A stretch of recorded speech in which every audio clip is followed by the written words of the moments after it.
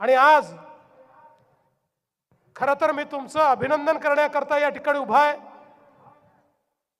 निवडणुकीच्या पहिल्याच टप्प्यामध्ये कल्याण डोंबिवलीच्या नागरिकांनी महायुतीच्या 21 जागा बिनविरोध या ठिकाणी निवडून दिलेल्या आहेत। अर्थात यामुळे काहींना पोटदुखी देखील झाली आहे,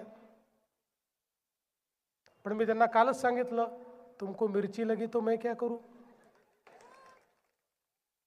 आता जर तुम्हाला या ठिकाणी उमेदवार मिळत नाहीये आणि या कल्याण डोंबिवली महानगरपालिकेचा विश्वास, इथल्या जनतेचा विश्वास हा जर या ठिकाणी आमचे एकनाथराव शिंदेजी आणि रवींद्र चव्हाणजींवर आहे आणि त्यामुळे ते जर आम्हाला बिनविरोध या ठिकाणी निवडून देतायत तर तुम्हाला काय एवढं दुःख होतं।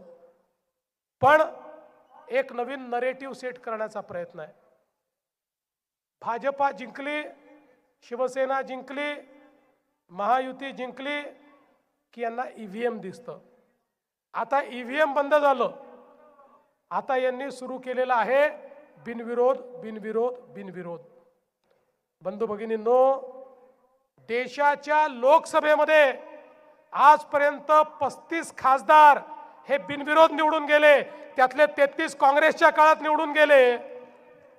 त्यावेळी लोकशाही जिवंत होती आणि आता कल्याण डोंबिवलीच्या लोकांनी आमचे 21 लोक बिनविरोध निवडून दिले तर लोकशाही पायदळी तुडवण्यात आली, लोकशाहीची हत्या झाली। खऱ्या अर्थानं कुठेतरी या सर्वांनी आरसा पाहण्याची गरज आहे।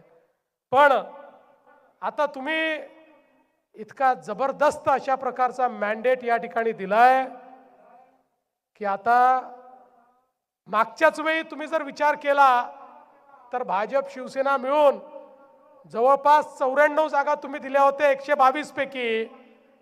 आता तर आम्ही एकजूट आहोत, ताकद मोठी आहे, केलेली कामं आहेत। त्यामुळे कल्याण डोंबिवली महानगरपालिकेच्या इतिहासातला सगळ्यात मोठा विजय हा यावेळी मिळाला पाहिजे ही विनंती करण्याकरता मी आलेलो आहे।